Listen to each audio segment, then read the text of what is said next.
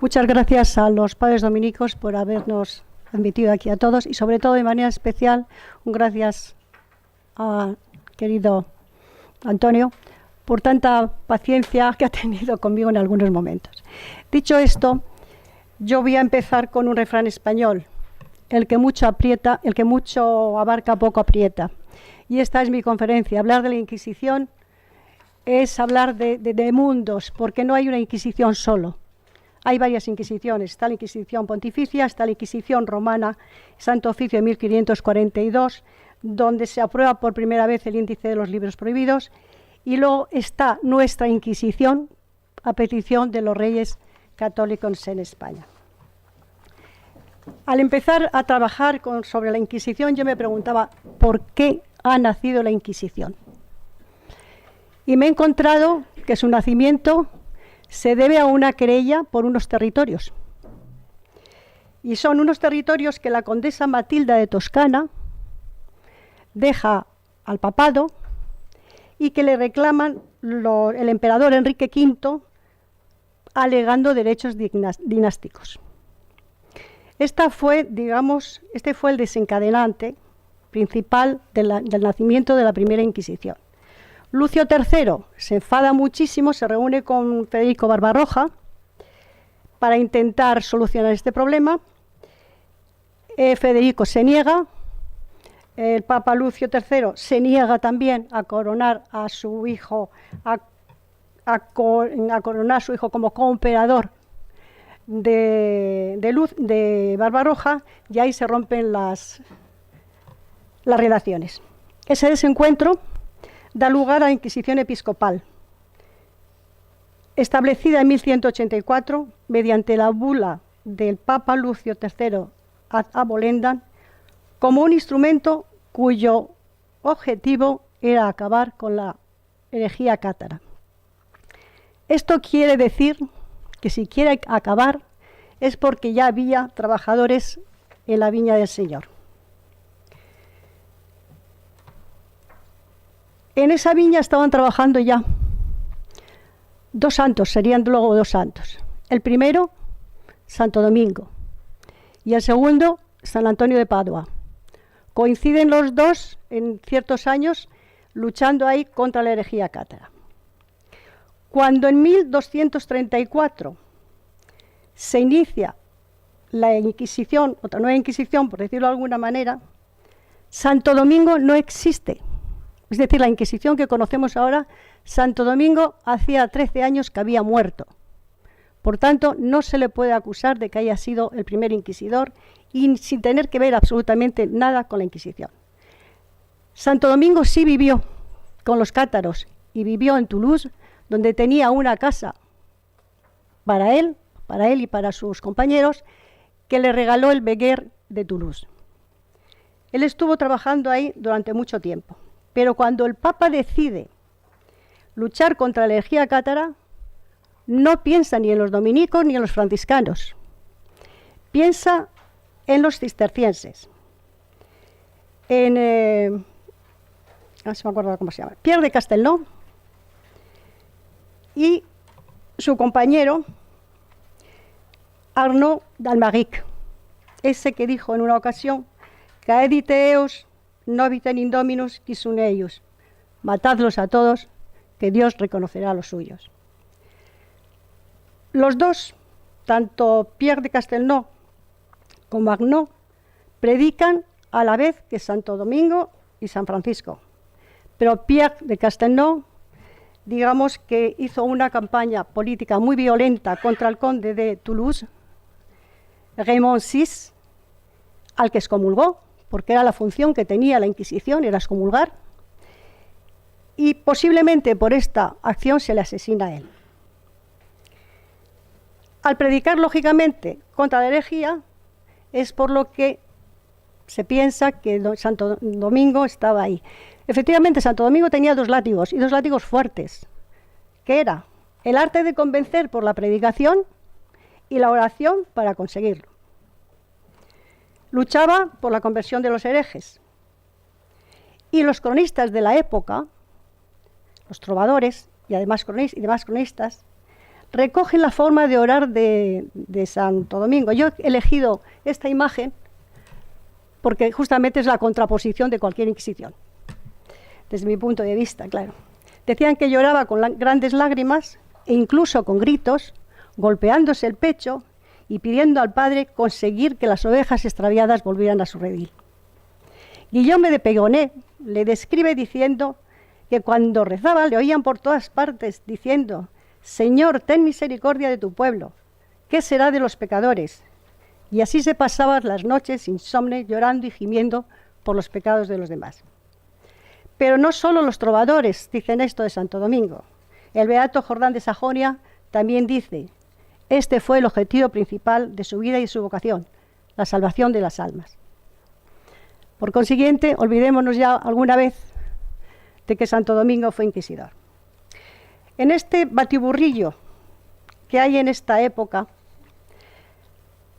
los reyes de Francia quieren apoderarse de Languedoc. Cuando hablamos de Francia, tenemos que situarnos en la Francia de aquella época. Francia no existía. Por tanto, no deberíamos hablar de Francia, porque Francia no existía.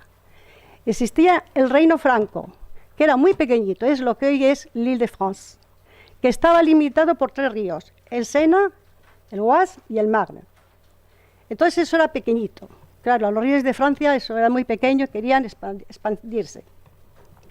Entonces lo que intentan es apoderarse de la Aquitania, la antigua provincia romana. ¿Y cómo lo quieren hacer? Primero apoderándose de las tierras de Guillermo de Poitiers, más tarde por casamiento de Leonor de Aquitania con el rey de Francia, que es repudiada porque solamente le dio hijas, y luego Leonor de Aquitania, por tanto, perdió la Aquitania, porque repudió a Leonor y perdió la Aquitania. Entonces Aquitania se casa con Enrique Plantagenet, y da la casualidad que a Enrique solo le da hijos. Y entonces son los que van a heredar esta tierra. Hay una lucha, la guerra de los 100 años está ahí. Está la cruzada albigense, está la hambruna desencadenada, está la creación de la Inquisición. Y además, y sobre todo para los que nos dedicamos a esta época, está la desaparición de una civilización. En este contexto es cuando empiezan a actuar los dominicos como inquisidores. Los franceses logran su objetivo de conquistar estos territorios años más tarde para la corona, pero como ellos decían que no tenía Inquisición, a pesar de que quemaran a Juana de Arco, se apoderarían de la documentación que existía en toda la zona del sur. Siempre queda algo, porque no se apoderan de todo, pero sí de la mayoría. Nuestro trabajo centrado en la traducción nos ha llevado, lógicamente, a la traducción de las obras de la época. Y nos llevan al siglo XIX. Hasta entonces no conocemos absolutamente nada. Yo no me he encontrado con nada, por lo menos. Luego he encontrado mucho más, pero al principio no me he encontrado con nada. Al margen de los documentos que había, lógicamente, en las sedes religiosas, aparece un libro que es básico en estos momentos, que es La Cançó de la Cruzada, de 2 autores distintos. Uno de Guillem de Tudela y el otro anónimo. El primero a favor de los cátaros, de los cruzados, y el segundo contrario. La regla de los albigenses despierta el interés de la historia y sobre todo de aquellos tiempos que se veían iluminados los cielos con las hogueras en los territorios de Oc alimentados por leña humana. Este manuscrito se va a traducir en 1837, o sea que casi nada más aparecer, con el título de Histoire de la croisade contre les hérétiques albigeois. Más tarde, en 1875-1879, lo traduce con el título de Chanson de la croisade albigeoise. Sucesivamente van a aparecer una serie de estudios en el siglo XX, pero durante los documentos que había en el siglo XIII van a aparecer una serie de manuales también, como le Manuel de l'Inquisiteur, Les Arts Prédicantes, los directorios de los confesores, los primeros manuales, el manual de San Raimundo de Peñafort, que será traducido rápidamente también como por Douay en el año 1899. Aparece también el directorio le Directoire de l'usage des inquisiteurs aragonais. También aparece por Douay otra traducción, la práctica de inquisiciones heretiae privatis, y otro manual de la Inquisición que será traducido también en 1927. Lógicamente, todas las traducciones que nos encontramos de la época medieval son del siglo XIX. Hay también algunas traducciones, hay algunos textos originales en la lengua de Oc, pero son pocos, porque lógicamente vino el índice y fue quemando todo lo que encontraba. Los tribunales solían ser muy duros, porque lógicamente hacían confesar lo inconfesable. Todos estos interrogatorios se conservan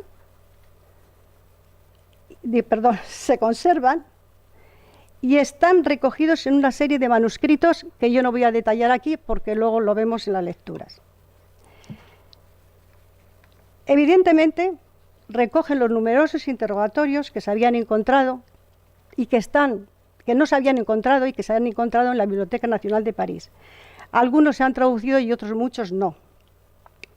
Posiblemente, con motivo del gran jubileo del año 2000, el Tertio Millennium, sobre la Inquisición celebrado en el Vaticano, hayan aparecido más documentos que estaban ocultos.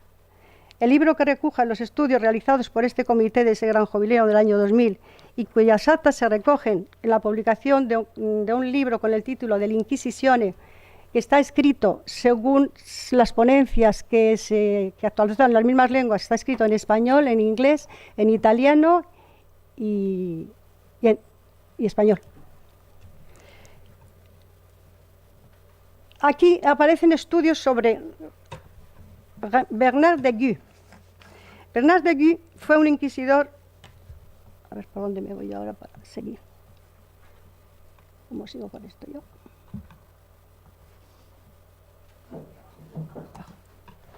Bernard Gu. Bernard Gu, ya hemos hablado ya ayer, salió por aquí este hombre.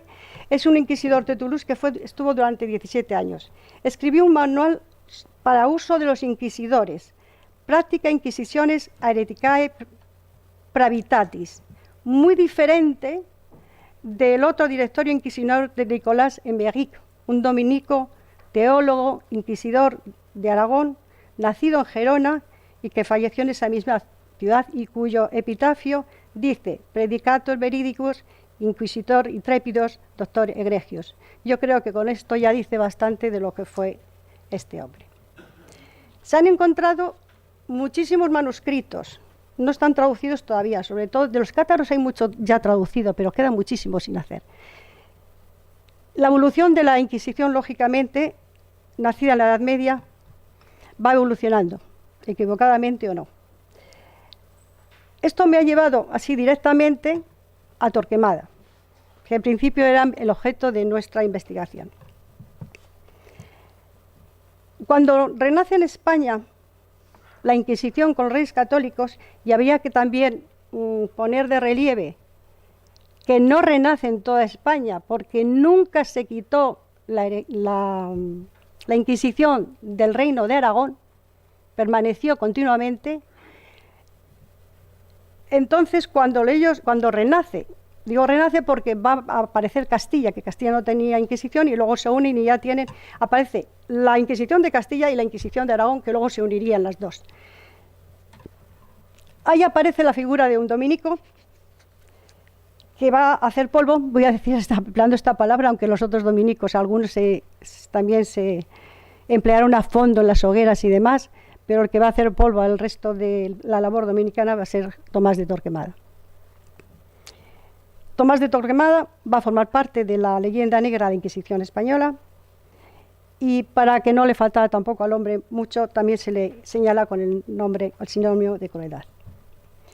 El hombre al que San Sebastián de Olmedo describió como el martillo de los herejes, el relámpago de España, el protector de su país, el honor de su orden, nacido en Valladolid, tomó enseguida los hábitos dominicos, siguiendo la tradición familiar de su tío, Juan de Torquemada. Pronto destacó como teólogo, persona austera que no quiso ser arzobispo de Sevilla, según los documentos que yo he encontrado, y sin embargo fue prior de la Santa Cruz de Segovia. Son pocas las noticias seguras que yo me he encontrado de esa época. A lo mejor hay muchas, pero yo no las he encontrado, o quizá porque no he buscado bien. Se le describe como un hombre de grandes dotes de gobierno, austeridad de vida y gran autoridad en la corte. Los reyes le profesan un afecto, tanto es que, digamos que Torquemada les conquista. Les conquista y la reina Isabel, sobre todo, está un tanto sometida a él, pero no del todo. Su confesor puede entrar en el palacio cuando quiera, pero hay una condición que no se puede saltar, que es que antes de ir tiene que avisar.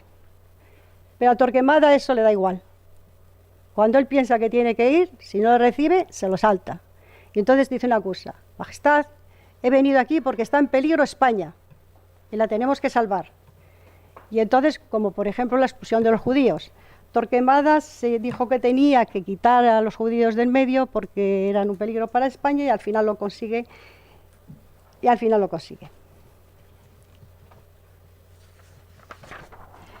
Torquemada, como todos sabemos un poquito más de él, se va a basar en los directorios que tiene para hacer el suyo, en el de Aymeric, que está muy bien estructurado. Lo van a leer porque tiene 3 partes muy estructuradas, y ahí se va a poner él. Él consigue, vamos a ver, el espíritu de Torquemada siguió vivo durante todo el tiempo, y como dice Brunet, me voy a quedar aquí con las imágenes porque si no, no termino, dice que las instrucciones que él había dejado eran terribles, porque iban a continuar la intolerancia, lo arbitrario, el fanatismo y la crueldad. Y la crueldad se graba en las paredes del monasterio con la peste fugat aeretica. Influenciado o no por los demás, Torquemada hace su compilación de las instrucciones. Tengo aquí los libros, pero no sé si no lo paso luego rápidamente. Las instrucciones de Torquemada tiene 28 artículos. No difieren mucho de los demás. Hay unas ciertas alusiones a él que dice que parece que son que chorrean sangre las instrucciones que él da. Pero lo que, digamos, molesta más a España, a la Inquisición española, que no es tanto como han dicho ni mucho menos, es la más leve de todas las inquisiciones que ha habido en Europa. Pero ¿a quién tuvimos? Tuvimos a Raimundo González de Montes, un español que aquí, como la Reforma no entró, él escribió un libro, Santa Inquisitiones Hispanicae, Artes aliquos detectae ad palam traductere, en 1568, que se publicó en Heidelberg y inmediatamente se tradujo al inglés, al francés, al italiano y al holandés. Y yo creo que esto, si no fue la base, sí fue ya el resultado final de la difusión de España, de la leyenda negra española. Como conclusión, pues yo ya le acabo de decir casi que no es tan Filo León como le pinta. Torquemada hizo muchas cosas. A Torquemada le separa de la Inquisición otro español, que lo leerán ahí, el Papa Alejandro VI. Alejandro VI le manda 2 enviados para que le ayuden, pero lo que no quería él que le ayudaran. Lo que querían era responder a una serie de cuestiones que se estaban planteando sobre la Inquisición española, que llegaban al Vaticano y no lo conocían bien. Entonces le mandan para que le ayude e invitándole, porque ya iba a cumplir 75 años, a que se retirara. Claro, a Torquemada esto no le gustó lo más mínimo, y no solamente eso, sino que impone otra serie de capítulos en la Inquisición para que se sometan los enviados papales. Y bueno, pues al final muere ahí en Segovia, y digamos que aquí voy a terminar yo también. Porque yo diría, terminando esto, que con otro refrán, unos tienen la lana y otros no. ¿Cómo es? Unos tienen la fama y otros cardan la lana. Nosotros tenemos la fama de ser los mayores inquisidores del mundo. Y cuando uno se mete de verdad en la Inquisición y empieza a mirar por ahí lo que hay, bendito sea Dios, somos los que menos Inquisición hemos tenido, pero somos los más famosos. Eso sí. Muchas gracias.